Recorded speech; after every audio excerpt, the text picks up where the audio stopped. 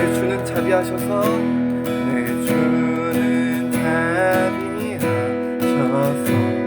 늘 함께 계시고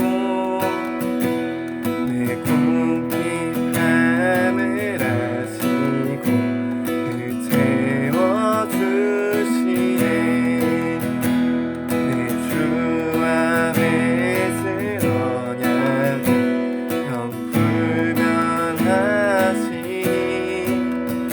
그 나라 가기까지 늘 보호하시네. 주님을 찬송하면서 주님을 찬송하면서 할렐루야 할렐루야 내 앞길 멀고 따라가리. 주님을 찬송하면서 주님을 찬송하면서 할렐루야 할렐루야 내 앞길 멀고 험해도 나 주님만 따라가리.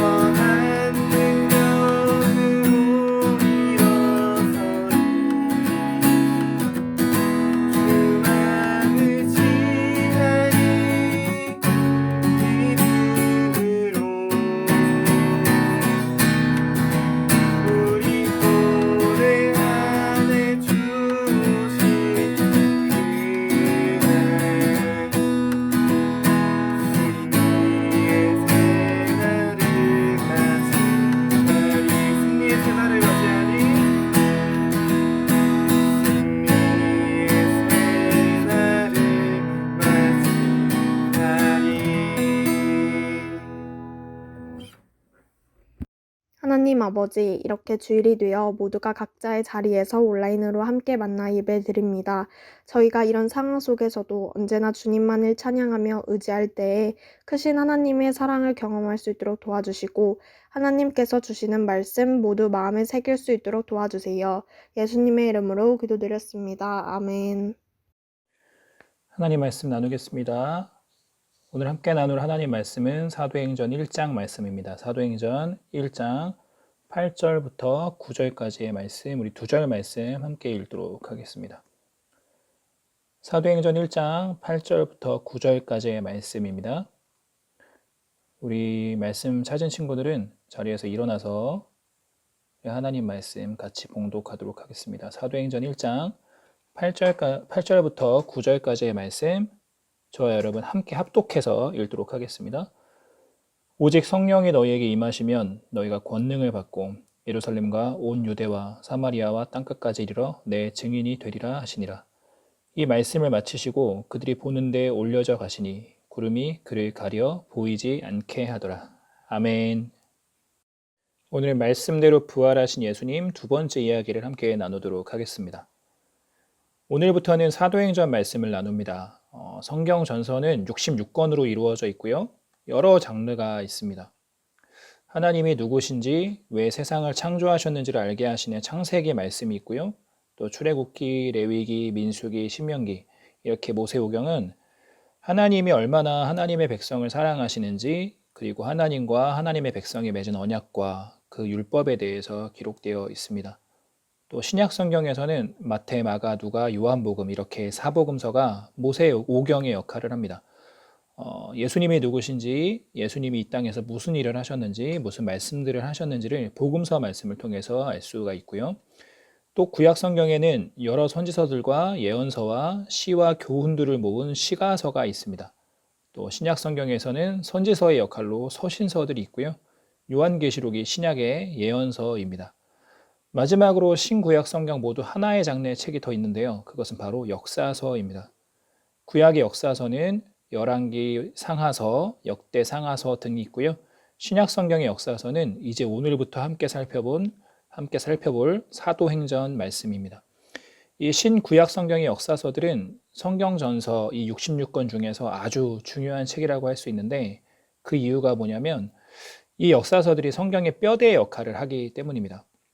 성경 전서 중에서 다른 책들은 각자의 장르의 특성상 또 시간의 흐름대로 모든 것을 기술하는 것이 아니라 때로는 강조하고 때로는 생략하기도 하고 또 그 문장 안에도 여러 가지 문학적인 특성을 가지고 있는데 이 구약의 역사서인 열왕기 상하, 역대 상하는 마치 우리나라의 조선 왕조실록과 같은 그런 역할을 하여서 정확한 시간의 흐름을 따라 기록이 되어 있습니다. 사도행전은 여러 교회들이 세워지는 이야기와 또 사도들의 전도 여행 이야기들이 마치 여행기처럼 기록되어 있어서 이것을 지도를 보면서 읽으면 훨씬 더 이해하기가 쉽고요. 또 실제 있었던 일들을 구체적으로 기록하고 있기 때문에 이 성경의 사실성을 뒷받침하는 데 있어서 아주 중요한 역할을 하기도 합니다. 그래서 우리도 이제 사도행전 말씀을 볼 때 시간과 장소 등 사도행전에 기록된 여러 정보들을 바탕으로 해서 약 2000년 전 우리가 그곳에 있다고 생각하고 더 실감나게 말씀을 살펴보고자 합니다. 먼저 1절 말씀 함께 보도록 하겠습니다. 1절 말씀입니다. 데오빌로여, 내가 먼저 쓴 글에는 무릇 예수께서 행하시며 가르치기를 시작하신부터. 사도행전은 누가복음을 기록한 의사 누가가 기록했고요. 여기 1절에 나오는 내가 먼저 쓴 글이라는 것은 누가복음을 말합니다. 그러니까 누가가 데오빌로라는 사람에게 두 개의 책을 주었는데 하나는 누가복음이고 두 번째 책은 바로 이 사도행전인 것이죠. 그래서 사도행전을 더 제대로 알기 위해서는 누가복음을 먼저 읽은 후 바로 이어서 읽으면 훨씬 더 좋습니다. 그리고 사도행전과 누가복음의 수신자, 이것을 받는 사람이 데오빌로라는 사람이라고 하고 있는데 이 사람이 누구인지는 완전하게 말할 수는 없지만 로마의 고위 관료일 것이다 라고 보는 사람들도 있고요. 또 이 데오빌로라는 말이 하나님을 사랑하는 자라는 이름의 뜻이기 때문에 예수님을 믿는 신앙 공동체에게 보내는 편지로 보는 사람들도 있습니다. 말 그대로 데오빌로 각하라는 이 로마의 고위 관료에게 보내는 글이라면 이 한 사람의 믿음의 성장을 위해서 이렇게 심혈을 기울여서 두 권의 책을 써서 보내는 것을 보면서 우리가 배우고 깨달을 것은 이렇게 한 영혼을 위한 사랑의 수고를 하는 것을 우리가 본받아야 한다라는 것입니다. 한 사람 전도하기 위해서 이 한 사람 교회에 정착시키고 양육하기 위해서 우리는 어떤 노력들을 하고 있는지를 생각해보고 하나님께서 내게 맡기신 그 귀한 영혼들을 두고 기도하면서 섬길 때에 우리는 더 시간과 마음을 들여서 섬겨야 하겠습니다. 이제 3절 말씀 함께 보도록 하겠습니다. 지난주에 우리는 예수님의 부활에 대해서 말씀을 나눴는데 예수님은 부활하신 후 바로 승천하신 것이 아니라 3절 말씀 보면 40일 동안을 제자들과 함께 계시면서 가르치시고 많은 증거들을 보이시면서 진정 부활하신 예수님이 맞으심을 보여주셨습니다. 40일이란 것, 우리 40일이라는 것은 완전수예요. 충만한 숫자, 충분한 숫자, 굉장히 오랜 시간 동안을 우리와 함께 하셨다라는 것을 보여주시는 거고요. 예수님의 부활하시고 승천하시기 전까지의 기록은 이 마태복음 28장 말씀에서도 우리가 찾아볼 수 있는데요. 지난주 보았었던 마태복음 28장 9절 말씀을 잠깐 보면 예수님의 무덤에 왔다가 천사들을 통해 예수님이 부활하셨다라는 말을 듣고서 그 기쁜 소식을 사람들에게 알리기 위해 여인들이 달려갔었다라고 말씀을 드렸었죠. 근데 9절 말씀을 보세요. 9절 말씀을 보면 여인들이 사람들에게 그 기쁜 소식을 전하려고 가는 도중에 부활하신 예수님을 만나게 된 거예요. 그러니까 예수님께서 부활하신 후 가장 먼저 만나신 자들이 누구예요? 바로 이 여인들이라는 것입니다. 이들은 예수님의 부활의 기쁜 소식을 가장 먼저 들은 자들이요, 또 부활하신 예수님을 가장 먼저 만난 사람들이었습니다. 그리고 이들이 예수님을 만나자 가장 먼저 한 행동이 무엇일까요? 예수님을 만나자마자 발을 붙잡고 경배했습니다. 이것이 정말로 예수님을 사랑하고 예수님을 믿고 따르는 이들의 모습인 것이죠. 우리 11절 말씀 보도록 하겠습니다. 11절 말씀 보면 예수님의 무덤을 지켰었던 이들이 있었던 그 일들을 대제사장에게 알렸다라는 거죠. 무슨 일이 있었습니까? 이들이 본 것은 2절에 큰 지진이 난 것을 보았어요. 근데 한번 생각해 보길 원합니다. 지진이 이때 말고 또 언제 있었나요? 며칠 전에 예수님이 죽으시는 그 순간에 성소 휘장이 찢어질 때 그때도 지진이 났었다라는 거예요. 마태복음 27장 52절과 53절 말씀을 보면 지진으로 인해서 여러 많은 무덤들에 그 무덤을 막았었던 돌들이 옮겨지는 일들이 많았다라는 것이고요. 거기까지는 지진으로 인해서 그렇다라는 것은 평소에 상식적으로도 있을 수 있는 그런 일일 수 있겠죠. 그런데 중요한 것은 무엇이냐면 예수님이 부활하신 후에 그 열린 무덤에서 죽었던 자들, 죽었던 성도들이 다시 살아나 나와서 예루살렘의 많은 사람들 앞에 나타났다라는 거예요. 한번 생각해 보길 원합니다. 이렇게 되면 어떻게 될까요? 이런 소문은요, 순식간에 퍼지기 마련이에요. 예루살렘의 모든 사람들이 예수님이 정말로 보통 사람이 아니셨구나라는 것을 깨달을 수밖에 없게 된 것입니다. 우리 사람들의 생각, 사람들의 시선으로 한번 생각해 보도록 하겠습니다. 예수님이 죽으신 후부터 이 며칠 사이로 도저히 상상할 수 없는 이상한 일들이 일어나기 시작한 거예요. 예수님이 십자가에 달리셨을 때는 어땠습니까? 대낮인데도 세상이 캄캄했었고요. 성소의 휘장이 찢어지게 되었어요. 있을 수 없는 일들이 일어나게 됩니다. 지진이 3일 사이로 2번 일어나게 되었습니다. 그리고 예수님을 모셨던 무덤에 예수님의 시신이 사라진 그날에 죽었던 사람들이 다시 살아나서 거리를 돌아다니는 이 정말 상상할 수도 없는 일들이 요 며칠 사이로 연거푸 일어나게 되었을 때 사람들은 어떤 생각을 할 수밖에 없냐면 이게 다 예수님과 연관이 있음을 생각할 수밖에 없는 것이죠. 그랬기 때문에 이 마태복음 27장 54절 말씀을 보면 백부장과 그 부하들이 예수님이 하나님의 아들이심을 고백하게 됩니다. 54절 말씀 제가 읽습니다. 백부장과 및 함께 예수를 지키던 자들이 지진과 그 일어난 일들을 보고 심히 두려워하여 이르되 이는 진실로 하나님의 아들이었도다 하더라. 아멘. 이제 예루살렘을 중심으로 이스라엘 전역으로 소문이 도는 것은 시가 문제인 그런 상황입니다. 그래서 28장 14절 말씀 보면요. 무덤을 지켰던 경비병들에게 많은 돈을 주고서 자신들이 자고 있을 때 예수님의 제자들이 이 예수님의 시신을 도둑질해 갔다고 거짓말을 시켰어요. 15절을 보면요. 그 경비병들이 했던 그 거짓말이 온 전역에 퍼지게 됩니다. 그러나 이 작년 제 부활절 예배 때도 말씀드렸었는데요. 우리 한번 상식적으로 한번 생각해 보도록 하겠습니다. 이 거짓말이요. 말도 안 되는 거짓말인 거예요. 27장 65절과 66절 한 말씀을 한번 보시길 바랍니다. 27장 65절과 66절 말씀을 보면 이 총독 빌라도가 예수님의 무덤을 굳게 지키라고 명령했어요. 그래서 대제사장들과 바리새인들이 경비병들을 데리고 가서 예수님의 무덤에 돌 덮개를 임봉했고요. 무덤을 굳게 지키도록 명했습니다.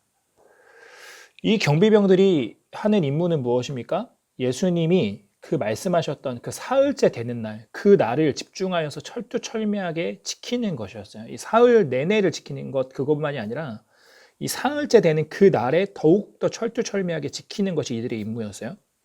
왜냐하면 예수님이 말씀하셨던 그대로 사흘 후에 예수님의 무덤에 예수님의 시신이 없어지게 되면 이전보다 훨씬 더 예수님을 따르게 되는 사람들이 많게 될 것이기 때문이죠.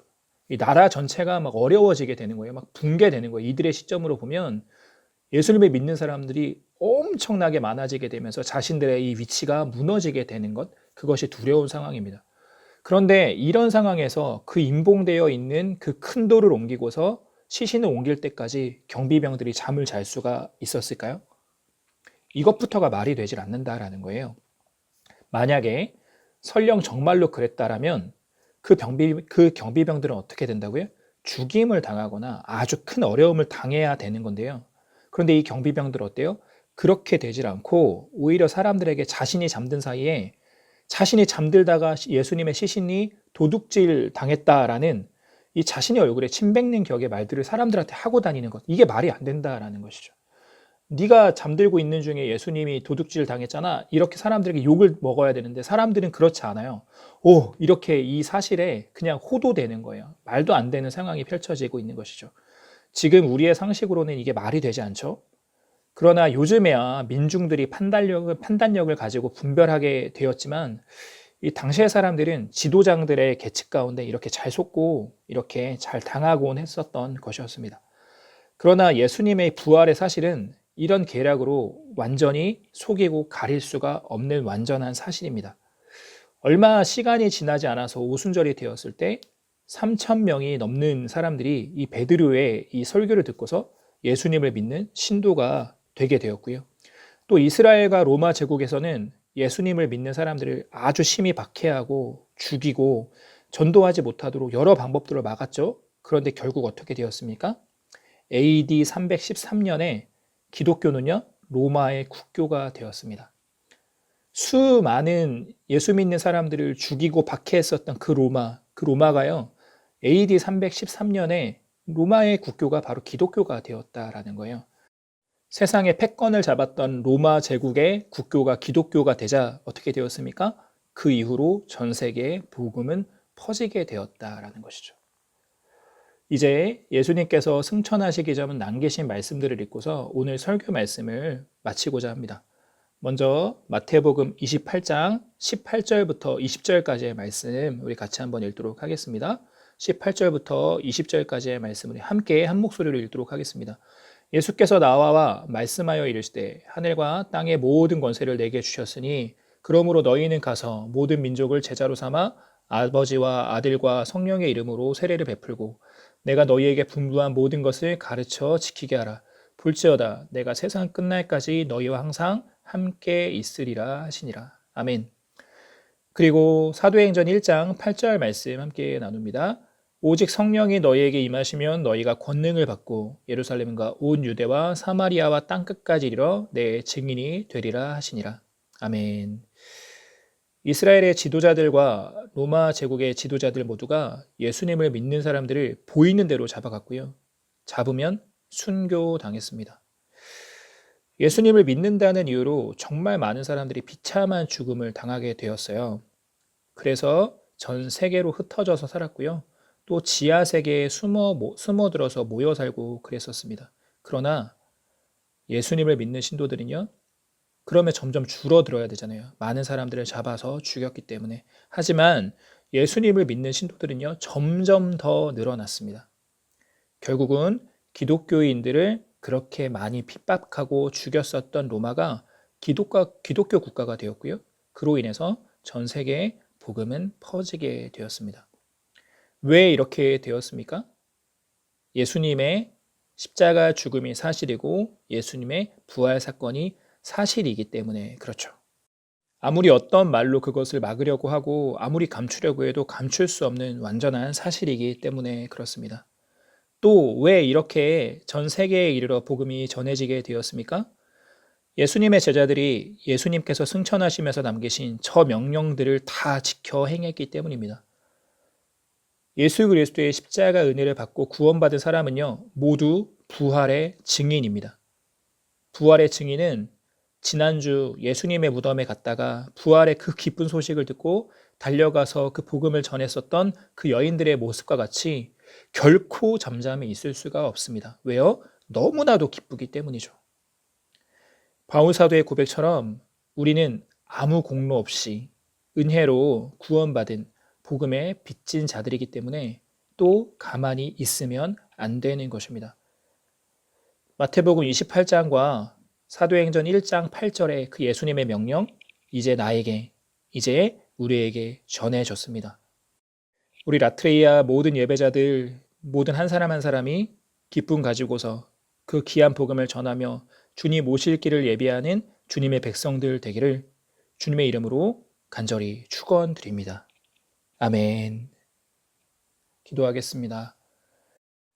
주의 명령 따라 말씀 그대로 부활의 증인 되어서 주의 복음 전하는 삶 살았던 그 주님의 참 제자들로 인해서 온 세상에 복음이 전해지고 우리도 복음 듣고 주를 영접하게 되었는데 이제 그 명령, 그 사명 우리에게 전해졌으니 복음에 빚진 자 된 우리도 그 사명 따라 때를 얻든지 못 얻든지 전도하는 삶 살기 힘쓰게 하여 주시옵소서. 세상에 소금과 빛이 되어 영향력 끼치는 삶 살게 하여 주시옵소서. 예수님의 이름으로 기도드립니다. 아멘.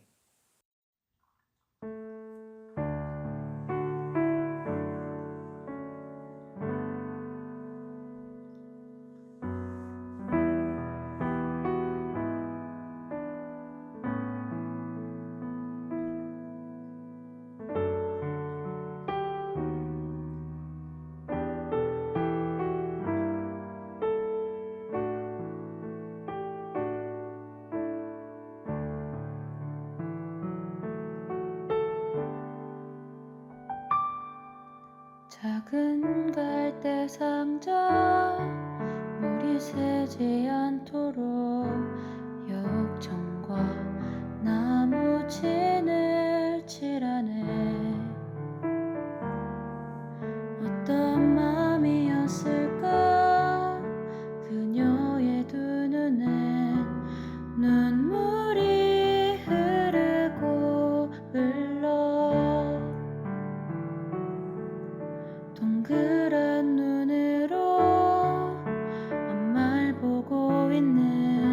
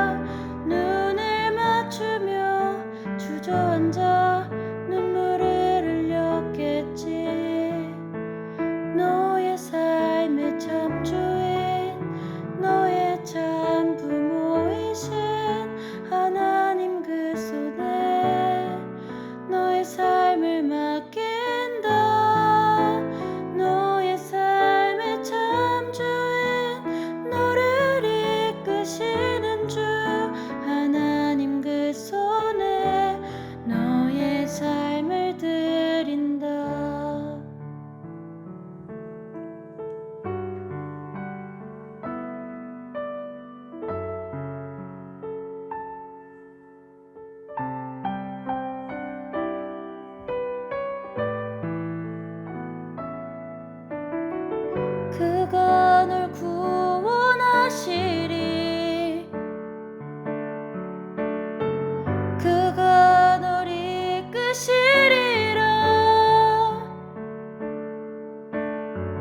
그가 널 사용하시리. 그가 너를 인도하시리.